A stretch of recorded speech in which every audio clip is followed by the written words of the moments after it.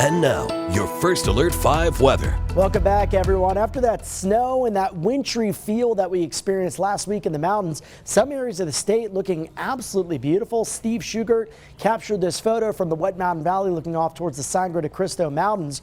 Really pretty with the snow-covered peaks in some parts of the state. This from one of my favorite spots to do some fishing, also very popular with hikers and campers. This is 11 Mile Canyon, and Linda took that photo, but you'll notice here we also had another viewer in the same area around the same time. This one from Rita. Look at the cloud cover reflecting on the water. Absolutely beautiful.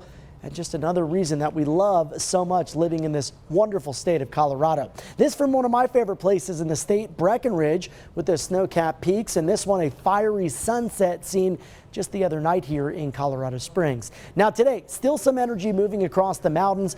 Widespread showers and storms generally down into the southwest part of the state. Otherwise, they'll be fairly scattered in nature.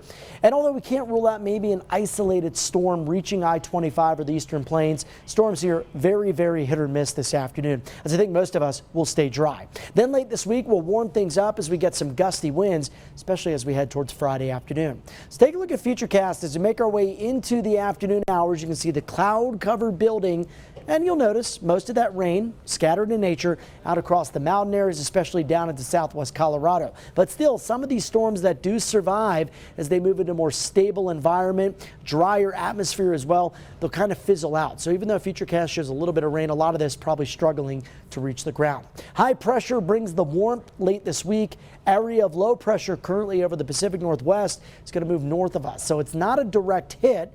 Won't bring us any rain and snow Thursday to Friday. Instead, it's going to tap into some strong southwesterly winds. That's going to lower the humidity as that's a downslope wind effect. So on Friday, you could see wind gusts around 30 to 35 miles per hour, as well as humidity values down around 10% in some spots, and that could lead to an increase in the fire weather risk.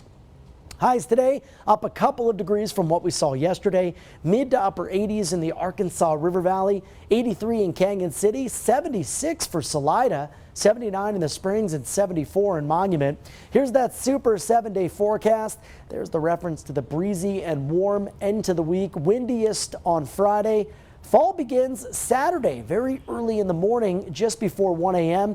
And as we look ahead to October, we typically see our average first freeze in the Pikes Peak region around the first of the month, and the average first snowfall early into fall around October 26th. Now, it won't be that cold, but we will see some fall-like temperatures this weekend with highs in the 70s, lows down to the 40s. For Pueblo, I've got mid to upper 80s as it turns breezy to windy late this week.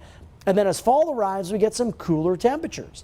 81 degrees with dry skies and a few clouds Saturday, sunny skies and a 5-star day on Sunday with a high of 79. For Canyon City, I've got 80s here through Friday and then some cooler fall-like changes that will be really, really nice. Saturday and Sunday highs in the mid to upper 70s. Woodland Park temperatures here staying in the low 70s with a weak chance of a shower today, turning windy as we head towards Thursday, Friday, and Saturday, then feeling like fall on Sunday with a high of 65. Stay tuned. We'll have more coming up on News 5 at noon after the break.